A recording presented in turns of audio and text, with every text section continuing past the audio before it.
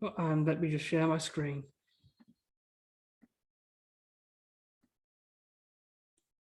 Okay. So welcome everyone to Trailblazers with a total of 3 S's. It's great to see everybody here. The simple title for Trailblazers, the idea is Trailblazers soft skills, hence the 2 extra S's. And the idea for this was, if you've been able to read the blog I posted about where the vision came from for this, this was something I've been thinking about doing since January, after speaking at Nonprofit Dream and just some of the engagement I had over there, talking around this kind of subject of soft skills, and also through attending some sessions through the Impact Force sessions that are done with the Phoenix Marketing Group. So the whole point of this series is it's going to be no more than about an hour or so in length, and they're going to happen each Tuesday at this time, going forward throughout the month of August. And we've got a collection of different speakers coming up at these sessions. I will, once we get to the Q&A, I will put some of these links in the chat, because unfortunately it's difficult for me to moderate the chat whilst also presenting and sharing my screen here, but I will share some links around these sessions in the chat when we get to Q&A. We've got an amazing lineup of speakers over the next 5 weeks, and I have the distinct pleasure of kicking us off today. But over the course of the next 5 weeks, we have Gordon Lee, who is speaking with us next week, and I saw Gordon a little bit earlier on in the chat there. We also have Joseph Kubon, Michael Grandel, and Melissa Hildees all speaking at these sessions across the next number of weeks. So I'm really looking forward to this. And I think soft skills is one of the things that's really needed to be talked about more within the community. I think there's a bit of a gap there in terms of what we do as Salesforce professionals and those of us who are involved in the community in different ways as user group leaders, as MVPs, or what have you. And we talk a lot about the technical skills and the practical skills that we need to do well as Salesforce professionals. And we do that for good reason, but we don't necessarily talk as often about soft skills. And soft skills are a big area. And in 5 weeks, we're not going to cover every soft skill or go through that. So this is a bit of a litmus test to see how these sessions are viewed by the community, and then maybe see if there's a need to do some more. So that will be covered in the survey that will be coming out after the event has finished. I'm going to dive into my talk for this morning, or this evening, this afternoon, depending on where you are in the world, which is called the 3 C's of skills development. So a bit about me before we get started, for those who might not know who I am a little bit. I'm the data coordinator of Oasis Community Housing, and although that's technically my job title, realistically I'm the Salesforce administrator and work as a solo admin for that charity. I've been a Salesforce admin since 2016 and have recently just gotten certified. So I'm now part of the, the certified professionals kind of grouping of people. I'm the co-leader of the Salesforce user group in Newcastle upon Tyne, based here in the UK. I'm a 3-time Ranger on Trailhead, should be 4 before the end of the year. I'm about 20 so badges away from being 4-time. I've been involved with the Trailblazer Mentorship Program as a mentor.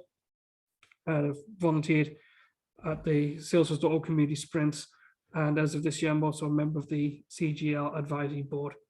I've also had the distinct privilege of speaking at 3 different conferences so far: Inspire East in 2019, the X-Force Data Summit last year, Nonprofit Dreaming this year.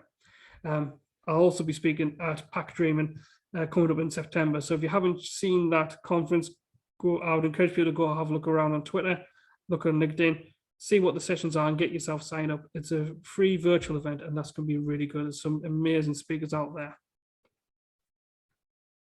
So with the 3 C's, I want to first talk about the somewhat obvious elephant that's in the room with this. When I've been going through these C's and putting them together, I deliberately chose not to include competency as one of the C's. And the reason for that is because I honestly believe that competency is something that naturally develops when we are investing in ourselves and investing in growing and developing our skills. So if you take the time to learn and study for things like certifications and spend time on Trailhead, and looking to develop your skills practically as a professional, competency will develop naturally.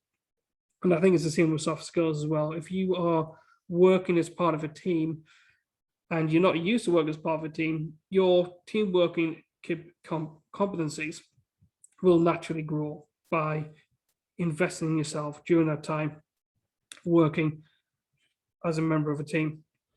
So I didn't really want to put that as one of the C's because I felt that was a bit of a cop-out answer, because skills development, if you are investing your time in growing your skills, your competency will naturally develop and grow as well.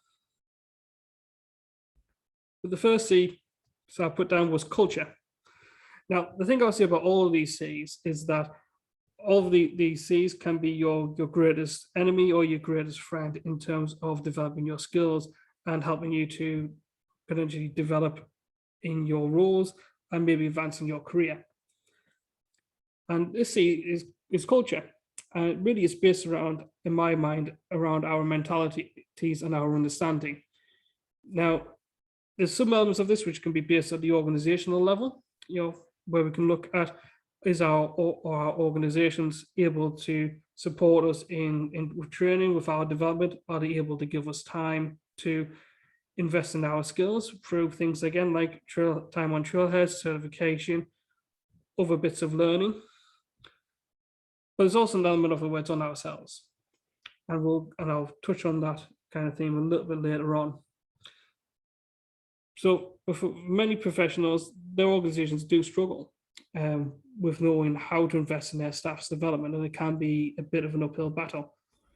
I, as an admin, have personally faced that, and I'm sure that many people potentially on this call have faced that as well.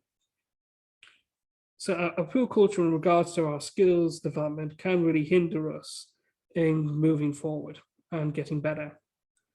Likewise, a really good culture can help us propel forwards with our career and get better in what we do as Salesforce professionals. So I think the question here to ask ourselves is, what can we do to make our skills development a priority? What do we need to change in our mindset and what do we need to potentially campaign for within our organizations to change their mindset? From a personal perspective, it might be a case of, you might just have a bit of phobia, a bit of fear in terms of wanting to progress and learn more. You might have some different concerns. You might have thoughts about like what the risks are. You might also be in a mindset where you just kind of want to get on and just do your job, and that's fine in your mind. But holding yourself back can potentially prohibit you from going forward in your career and in your development. At an organizational level, how can you potentially work with your managers, your line manager, your senior management team, the executive team, whoever you need to be liaising with, in order to see this change? Is there something else that you can do outside of that potentially? Because as I said, this issue around culture, it's not unique to just one or two organizations. It is unfortunately a common thread across many organizations. And that's not to say those organizations aren't good by any stretch of imagination, but sometimes it can be very difficult to understand truly what a Salesforce admin is, what a Salesforce developer is, if you don't have that experience yourself. Sometimes that can be difficult. So as professionals, part of what we potentially might need to be looking towards is how can we help those organizations, whether it's our own or whether it's organizations that we know from people that we have contacts with. What do we need to do to help support them build that? And there's different ways that could be done. So the question is really, what kind of mindset, what is the mentality behind upskilling yourselves at a personal level and within your organization as well? And what needs to be addressed, what needs to be changed in order to make those things work? The second C you want to go through is the word capacity. Now, coming from a non-profit background myself, one of the biggest challenges I think for most Salesforce admins in the non-profit ecosystem all fall down to capacity in some shape or form. The vast majority, I think, do. Our capacity is our time to be able to do things. Now, we all have commitments in life. We all, if we're working as Salesforce professionals, we have work. Many of us may have friends and will have friends and family. We might have kids of our own. There's all these demands on our time, and there's only so many hours in the day. So it can be a challenge to make time to invest in ourselves. So, and this is where, again, stuff around personal time and time within your work and schedule come into play. If you're in an organization that really struggles with this, as I mentioned before, it can be really difficult to find that time, because those organizations may be kind of in the mindset of, we want you to do your work, we want you to do your job. And you might find it somewhat difficult to do learning and training if there's not enough hours in the day to do what you're employed to do. So there's some challenges around that, as I say. And one of the questions with that would be, how do we as professionals manage our time? Is this stuff that we can do outside of work? Is this that we can give to learning and improving our skills? Is the time that we can spend within the job learning and developing our skills? Does there need to be some kind of an allowance given, like, say, for example, 10% of your hours to learning? As Salesforce professionals, we should always be striving to learn, and that's one of the big things with this area. For example, we have 3 releases that come out every year, and there's new things that comes out with each release.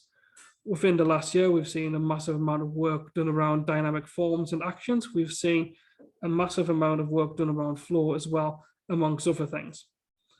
So it can be really difficult to know what to prioritize, when to prioritize it, and also making that time to do it. But for us, we need to try and find that time and make that time in order to learn and develop in our roles.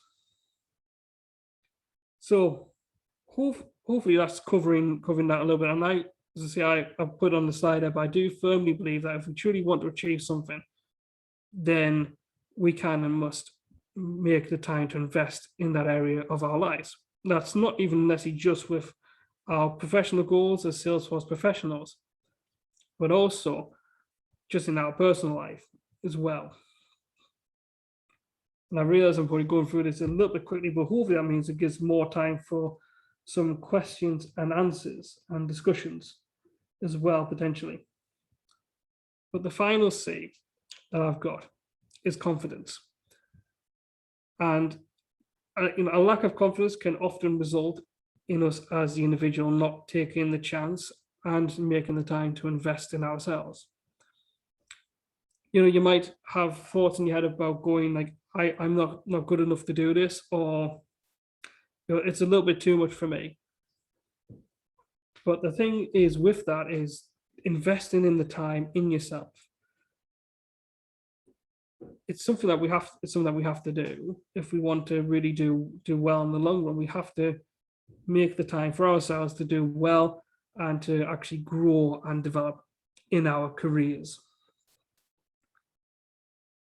And I just want to say as well, if you struggle with your confidence in yourself as a professional, as a person, you're not alone by any stretch of imagination. Many of us within the community struggle with our confidence. In fact, if I'll be sharing this thing in a little bit as well when we're getting to the Q&A, but I've just wrote a post this afternoon about some of my challenges within this area.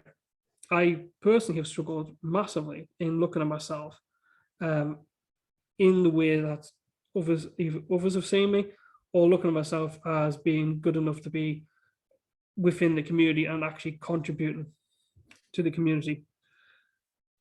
And that's one of the challenges I think we find. We're finding our place, finding our fit is often tied to our view of ourselves. If we aren't viewing ourselves in a way that is good and healthy, we won't really contribute as much as we could. We'll possibly tend to try and sit in the background and just listen to stuff and not really give. But everybody has a part to play in this amazing Salesforce community. Everybody has a voice to share. And the biggest challenge, I think, to us in terms of skills development is actually confidence. It's getting over that hurdle, because spending time to invest in yourself, it takes a belief in yourself that for many, unfortunately, it's just not natural. It's something that's built over time and takes a lot of hard work to get that confidence up to the level that we would want it to be in order to progress and to do well within the community. So again, I look at myself as the example here, and over the years, I struggled really with my confidence. And when you're working hard at something and it doesn't go the way that you want it to, it can have a bit of a knock-on effect to you. It can either rattle you to the point where you don't try again, or it can motivate you to continue on, to press on further, and to keep working hard. I took my admin cert exam for the first time in March and failed. I then took it again in June and passed. And if I was to be completely honest, I did think about times of going, is it really worth trying to go down a certification route if I failed the first time?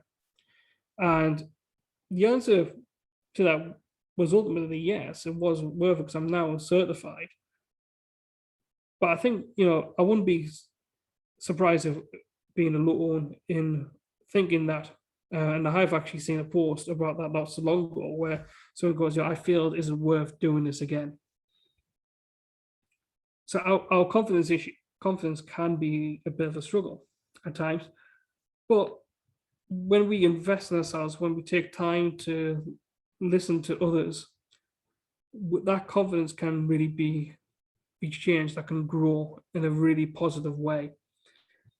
So one thing I would say with the area of confidence specifically is, in order to help you grow your confidence, it's good to build up a network of people that you can trust with their opinions and listen to, and ask them questions. Ask them about what they think your skill level is. If you're considering what to do next in your career, talk to some of those people that you can build up the trust in, and then that networking, because they will be able to help you to steer in the right direction and to motivate you as well. And you might be, as I said, like myself, where there's might always be the possibility of not being as confident in yourself as you should be. Confidence for a lot of people is actually more of a verb than an adjective. And when I say that, what I mean is, for a lot of people, confidence is a daily decision, is a choice, and it's something that you have to work hard at to develop. So that would be my views on confidence. And I possibly should have put a bit more time into the prep on this one, because I realize we are really kind of like coming in close. But the thing is, I would comment on all of these things is that, as I say, these are the kinds of things that, if you are able to get yourself in a position where these are in a good place, you will do well in your career. You will advance. You will be able to go into interviews, have good interviews, and these kind of things. Because really, skills development is about investing in yourself. So the question I really want to kind of end on, and I'll give some thoughts on this topic before I begin to start looking at a Q&A, is whose responsibility is it to invest in you and invest in your skills development? Is it your organization's responsibility to do that? Is it your responsibility to do that? But I'm possibly going to give a slightly controversial answer. I'm going to say it's a bit of both. In our organizations do bear responsibility of investing in us in terms of our roles and helping us grow. and giving us good opportunities to access good training, whether that's time on trailhead, certification exams, other trainers out there, depending on your role. Your organizations do bear a responsibility to do that as part of professional development. But what their responsibility is, in my mind, is giving you those opportunities. Us as the individual are the ones who are ultimately responsible for building our skills and development, because it's an investment and it's something that we put the time in to do, and we put the time, the work in, and the effort in. So while, yes, our organizations should be giving us some opportunities to learn more, it's up to us to put the work in. Nobody else can make you learn something. They can teach you certain things. They can give you the opportunities to learn and to basically go away and start implementing those things in your personal and professional life. But they can't make you learn it. They can't make you retain it. That is on you as the individual. And that is something that I've learned over the years as well, and particularly within the last year. If you look, if I was to be completely transparent and look at all of the training that I've done in the last year, since like January up until about now, it's the vast majority of it has been on my own back, because I want to progress, I want to develop, I want to grow in my skills and in my knowledge. So I'm the one who's done that. Because ultimately, as I say, we're the ones who need to put that work and who need to put that effort into building those skills development. So that's what I would say that the three skills are, the three C's in skills development: culture, capacity, and confidence. Now that's the end of my presentation. It's a bit shorter than I had anticipated, but we'll be presenting this at PackDream as well. So we'll be looking at extending this a little bit more. There's some links on the screen that you can see if you want to find me on Twitter or on LinkedIn. Both are at This Is Mark Jones. And I do also have a couple of page groups on Facebook for dynamic pages and the Lightning App Builder. With that being said, I want to say thanks for listening to this talk. I will now begin to stop sharing my screen and look at taking some questions and answers and see what we can do in terms of maybe having a bit of a discussion. So let me stop sharing my screen and look at the chat and just see if we've got some questions. Yes, so I can see the questions in the chat are mainly so far about the recording. Yes, the sessions are being recorded, as I mentioned. Due to the fact this is a series of sessions, the recordings are going to be distributed probably after the sessions, the series is finished, just to give a bit of time for editing. What I'm going to be looking at doing is, for those who signed up for the series, I'll be looking at sending everybody a quick email to say that the recordings have been released. So yes, so that'll be that as well. I'm just having a look and see if there's any questions. And there's no questions that's coming in. So did anybody have any questions that they wanted to ask? Because I understand this has actually been quite a bit shorter than what I've been intending. So I see a question there from Mary saying, can you speak more to what you think the definition of a soft skill is? Yeah, so I think soft skills are really more about the person level skills. So rather than the practical skills,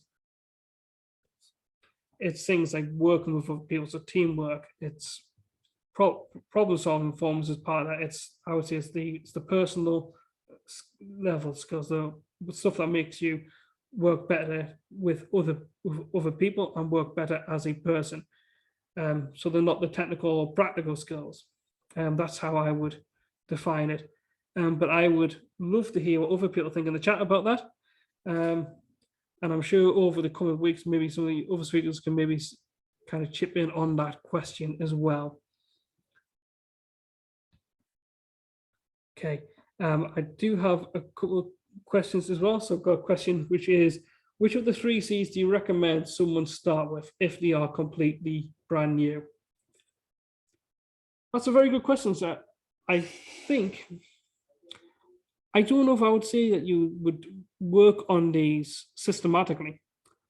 I think what you would need to be doing is looking at yourself as an individual, kind of going through and seeing kind of what are the areas in your life personally and professionally that may hold you back a little bit in terms of growing and developing in your skills.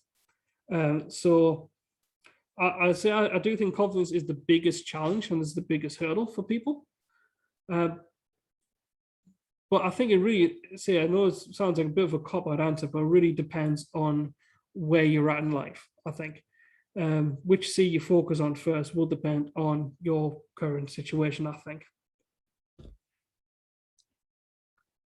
Okay, question from Ajay. Do you have any advice on how to showcase a soft skill in a CV? How does an ATS applicant tracking system recognize these without using these common keywords? Well, that is a really good question. I don't know if I have an answer in terms of the tracking system, but I think in terms of your CV, and this is something I'm working for myself, so I don't necessarily have probably the right answer necessarily, but being able to put down in your CV that you are good at working with other people, that you have decent problem solving skills, those kind of things, and work well. I don't think there's necessarily anything wrong with you about using those common keywords. I think the issue it would come down to, are you able to display them in a working environment? You can put anything you like down on a CV, but ultimately, if you aren't able to display those skills that you're saying you have on a CV, regardless of whether the soft skills or technical skills, but obviously we're talking here about soft skills, that is where the challenge will come, I think. Okay. I see Brian as well, mentioned as well. So Brian says, confidence is probably a big one for me. Imposter syndrome is a real uphill struggle that we need to fight daily. What have you found successful for improving this? Yeah, that's a good one, because I mean, imposter syndrome is massive. It is huge. I have not so long ago was on a call where I talked about myself and how I viewed myself, and was told off for imposter syndrome. So I completely get that struggle. What have I found successful in that? It's still a learning journey for me, in all honesty, and I think it will be for a lot of people, to be quite honest. But the things I found helpful with that is again just talking to other people. There's a lot of truth in the old cliche that we are our own worst critic. So having people in our lives, whether they are in our workplaces or whether they're outside, who can give us some positive comments, and actually some accurate comments as well. Because the thing is, if I'm rubbish at this stuff, I want somebody to tell me I'm rubbish, and also to tell me what areas I could do with growing in those skills and maybe give some pointers on that.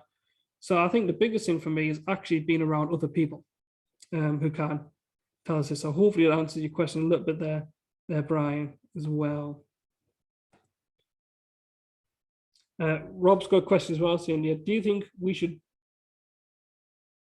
I think it meant to say be allowed time. Do you think we should bring the time allowed to develop our skills up during an interview? I've never actually been in that position where I've had to answer that question in an interview. My gut reaction would be, this is stuff that you would maybe do after you've gotten the job, unless it comes up in the interview or it's a key part of your role going forward. You could maybe ask for the question, in terms of kind of what's your company's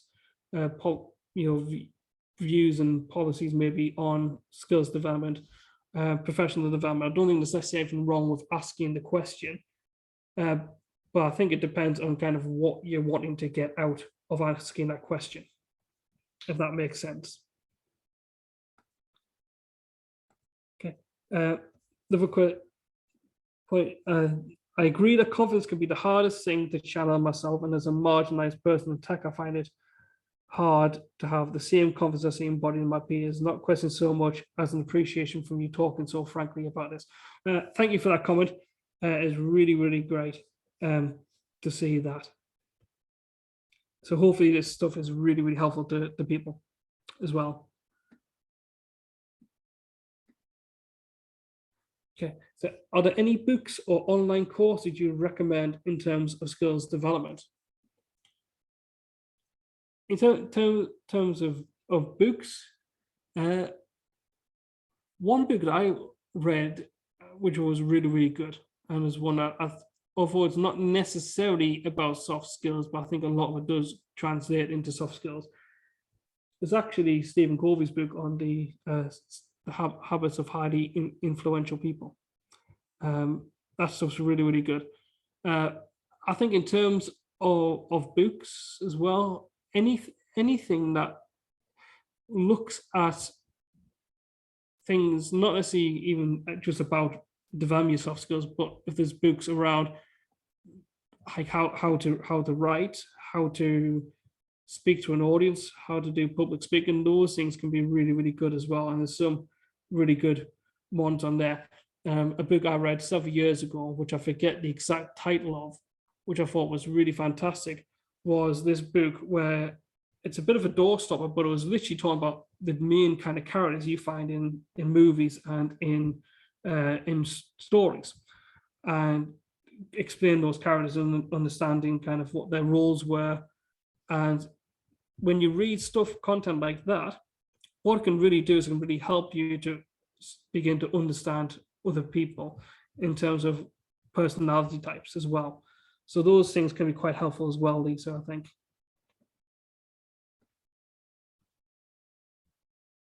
Okay, I'm just having a look on this one. Okay, question from Crystalline. I don't have this issue with my current company. The culture and support for an always learn environment have been incredible. But do you have a strategy for those companies who do not factor in time for learning? If they feel comfortable doing so, how do you suggest they approach their team or supervisor about incorporating some time for self-improvement if their personal schedule seems too busy to possibly fit in anything work-related outside of hours? This is something I wish I'd known how to do well in previous roles.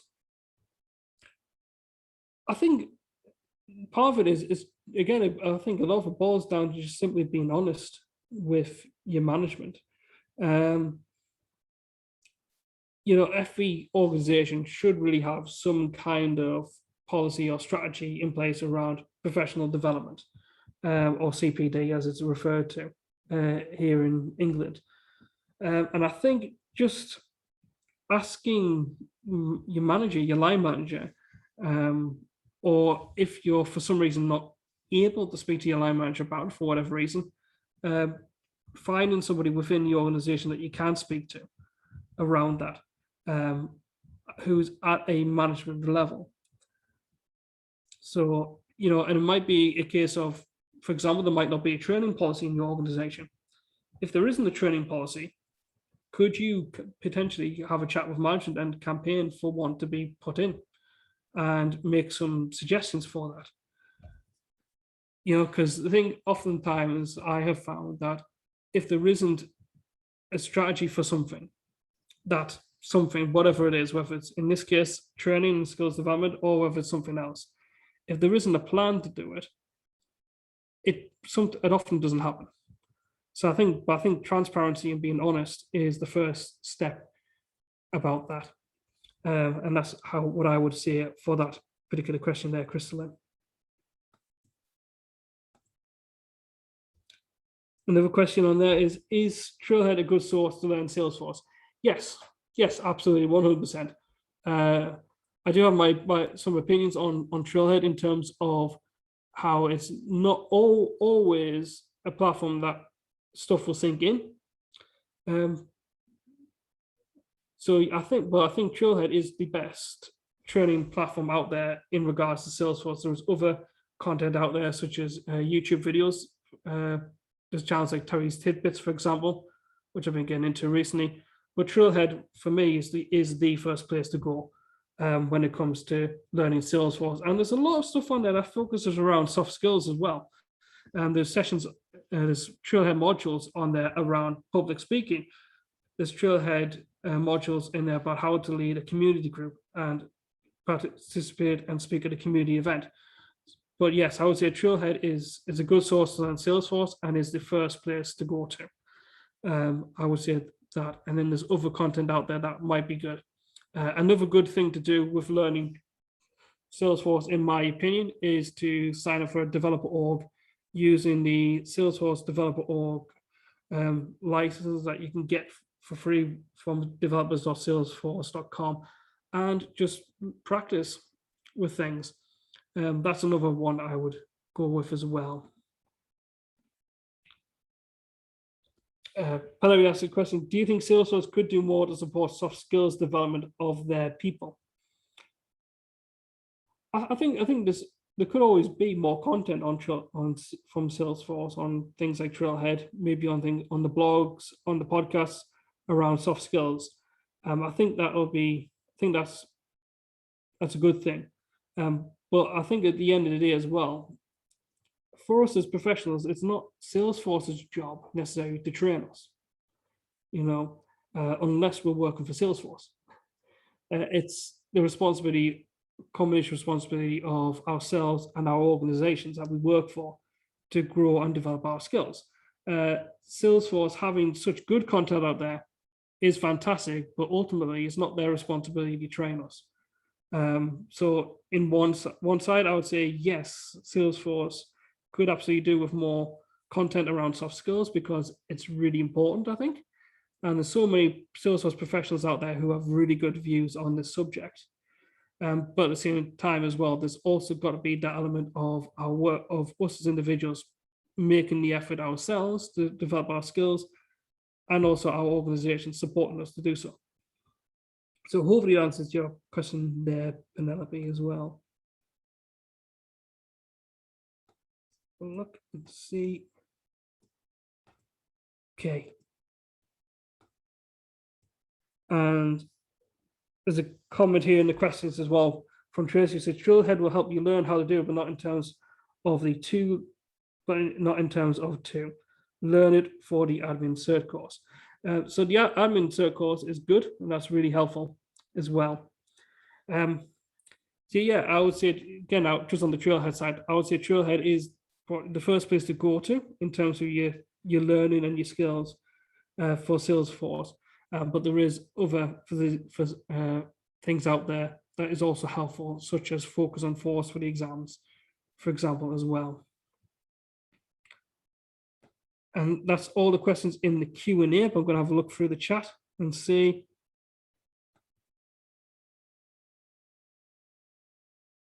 I think I've answered that one around Salesforce, yes.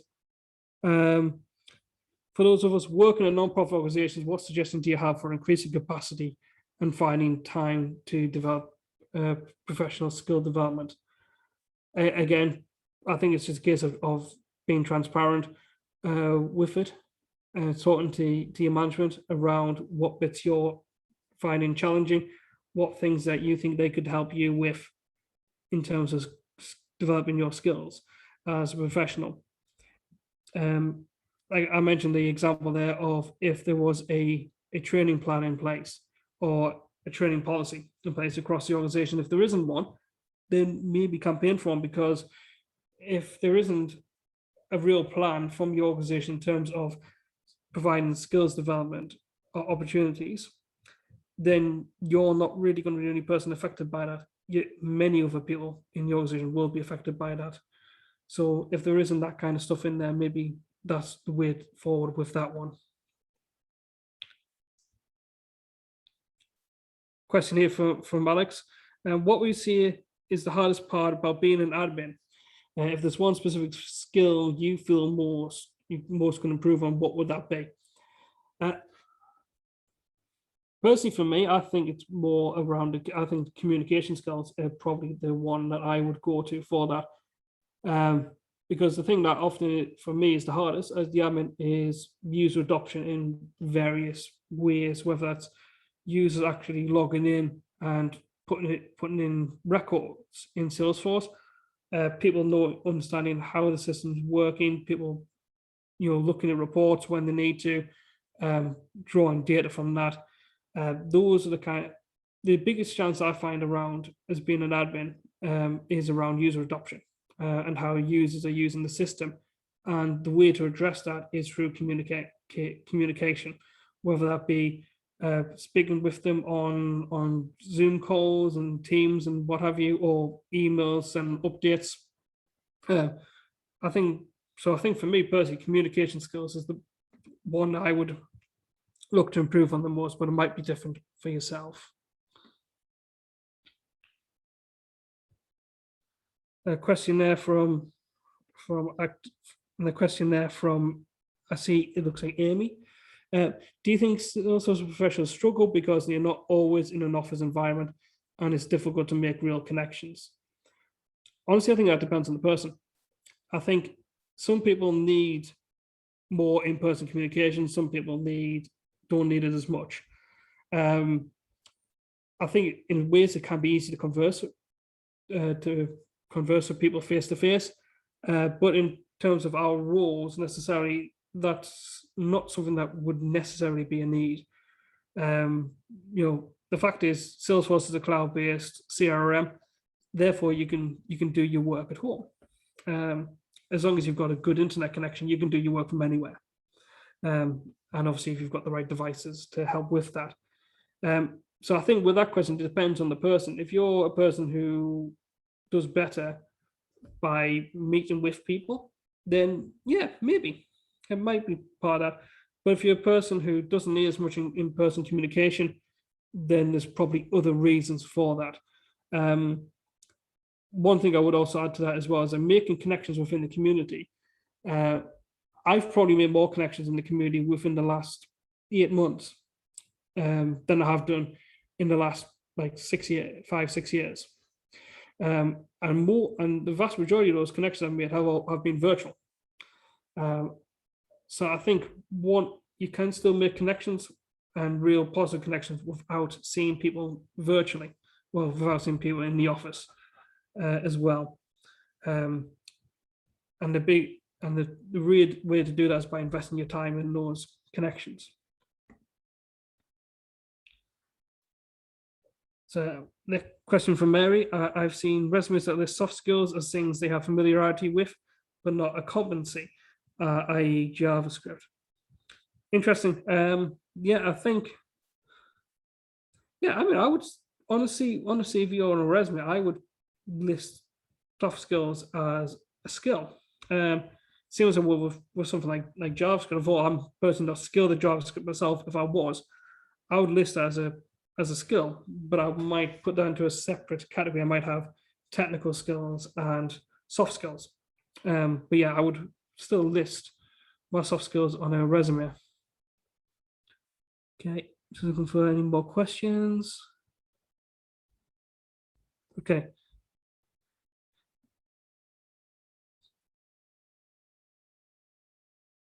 Okay, so how do you handle being in a meeting with a client and a question comes up that you don't know the answer to? Stumble a lot with this, and I'm not sure if I am not sure, and that makes me come across as inexperienced. Would you have resources and tips on this? So really, that question is one in two halves, which is what do you do if someone asks you a question and you don't know the answer to it? But this is my old church youth worker hat coming on here, but I would just again be honest and go, I don't know the answer, but I'll go away and find out. It's that second half that displays one, a willingness to learn, and two, a willingness to actually put in the time and the effort it takes to answer these kind of questions. So if you don't know something, I would just be honest, I don't know the answer to that, but I'll go away and find out and get back to you. And the important thing with that is actually get back to the person that you are talking to there. In terms of the resources on this, it's a blanket statement, but Trailhead, YouTube, some of the various podcasts, it really depends on what you're looking for. A good thing that I do is I will go to places like YouTube, Salesforce, Ben, for example. If I'm on YouTube and I'm wanting to look for a subject, I will type in whatever the subject is and the word Salesforce. So if I'm looking on, say, for example, when I was learning Flow, I typed in Salesforce flows for beginners, and there's a lot of content that came up on YouTube around that. You can do the same with Google search as well. So putting in the word Salesforce and then whatever you're looking for, that will help bring up some good resources as well.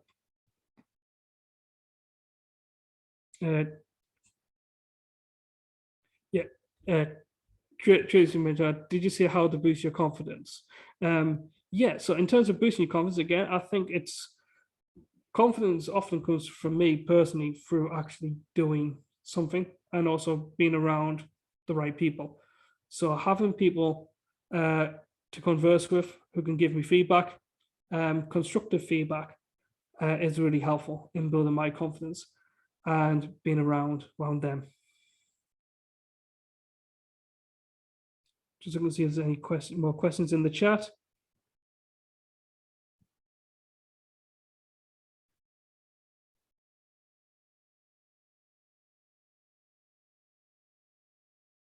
Okay, I've just seen quite a few comments. Okay.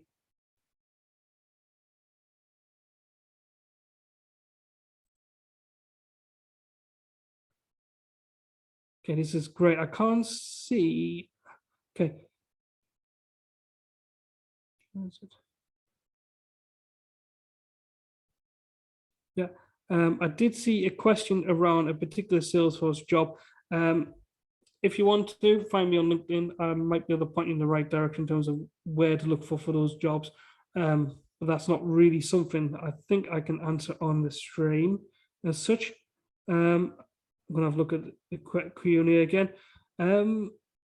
Okay, there's one here as well. So I'll answer this question, and then I'll begin to kind of give in the kind of the closing bits and pieces of information. I've enjoyed learning on Trailhead, and I've just earned the Ranger badge. Congratulations, Ajay. Now I'm hesitant to take the certification for Marketing Cloud. Do you have any tips to boost confidence and go for it? I feel tired because the job search over the past year has drained me. Did I make a right choice to do a career change to Salesforce? Well, that's quite a big question there, Ajay, but I would say Salesforce for me personally it's been the best job I've had personally doing stuff around Salesforce. And the people I've met along the way have been amazing, and that has really made it worth it. However, Salesforce isn't going to be for everybody. So I can't really answer this question in a simple yes or no, because I think it depends on obviously who you are as a person. But what I can say is Salesforce is a really great place to be, and everybody who joins the community can really find a place and really find their fit. So it might well be the place for you. In terms of tips that would boost confidence, again, as I said, it's getting around people who can really help and support you and give you some good constructive feedback as well, and also spending time on the product. So if you're working towards Marketing Cloud cert, for example, see what there is available on Trailhead for Marketing Cloud, and see if you can get yourself onto things like a DevOrg that have Marketing Cloud with it. I don't personally use Marketing Cloud myself, but that's the kind of things I would go with that, is that your confidence tends to build through your experience and through the people that are around you. That's at least my opinion of things as well. So hopefully that answers a bit of that question. But this has been great, everybody. So again, just want to say a big thank you for coming. As we're closing off, just kind of give a bit away. Emma's mentioned there, marketing the cloud is definitely challenging, and it's a lack of training in DevOps. Okay, I wasn't aware of that. I don't use marketing cloud myself, so I'm not necessarily the right person to speak to about marketing cloud. Ian asked the question, what is the future of Salesforce compared to another CRM? I think Salesforce's best years are still to come. I think we're in a really good position now. But if you look at things like the acquisition of Slack, for example, that is really, I think, a good game changer in terms of how we would communicate with different people. Yeah, so it's that again. It sounds like a bit of a cop-out answer, but at this point in time, Salesforce is just getting bigger and bigger and better and better. So I would be finding it really hard to predict where Salesforce will be in the next 10, 15 years, but it will be in a good position. And there will be a lot of opportunities to work with an ecosystem going forward. So yeah, okay. I think that was the last question. And yeah, so just to say that these sessions would be taking place at around the same time, 5:30 p.m. British summertime, whatever time that translates to you in your country. So be across various times of the day. Each session will last us about an hour. Next week, we do have Gordon Lee speaking with us around the 5 personalities of your office. And I'm sure that's going to be a really great session. And Gordon has been here in the call today, and I've seen Gordon in the chat, which has been really, really great. I did want to mention very, very briefly around the giveaway as well. I didn't put those links in the chat, but I will put I'll put the links in the chat very, very quickly. So the link I'm putting in the chat here there's a link on my blog page, which goes through all of the stuff that you need to know about the series. There's a one I've put in there about my blog from today, and also a link that you should be getting at the end of this session with the survey in as well.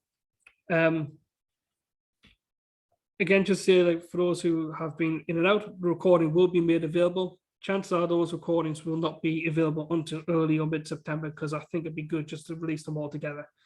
And there's 5 sessions coming across the month. Just want to mention in terms of the giveaway as well, there is a giveaway that is going to be happening. So everybody who has attended here, okay, this form can only be viewed by using yours organization. Right, I will change the sharing permission. That. Thank you for mentioning that. Let me just see if I can get that changed very, very quickly.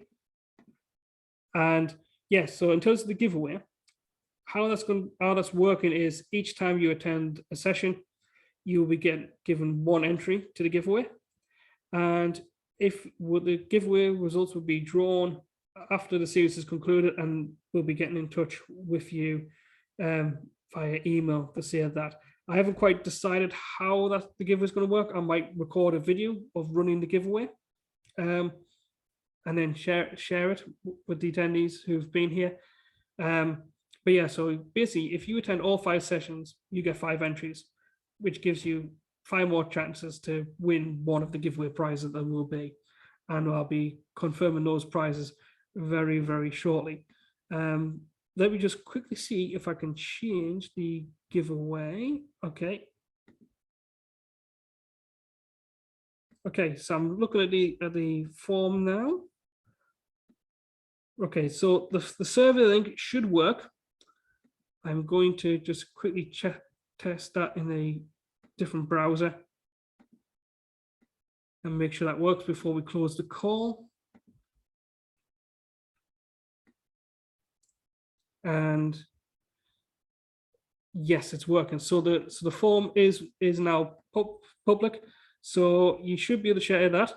And again, just want to say a big thank you to everyone who's been here with us today. If there's any questions you have that you haven't asked and would like to, please do feel free to reach out to me on LinkedIn and Twitter. But I'll stop recording now and just say a big thank you to those who have been here.